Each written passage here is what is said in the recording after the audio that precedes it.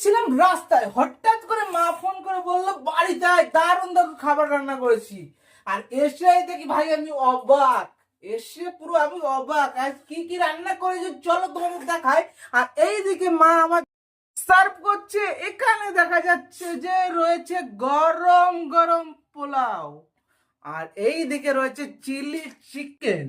আর গন্ধটা এমন বেরোচ্ছে, পুরো অসাধারণ স্বাদ। চলো খেয়ে তোমাদের একটা ঝাক্কা নাকা রিভিউ দিয়ে দিই কেমন হয়েছে। আর এই যে রান্না করার পর কি খুশি। আর এই যে আমার থালা সাজিয়ে দিয়েছে, এই যে চিলি চিকেনের পিসগুলো তোমরা দেখতে পাচ্ছ। আর চলো আমি খেয়ে বলছি, এখনই আমার জিভ থেকে জল পড়ছে।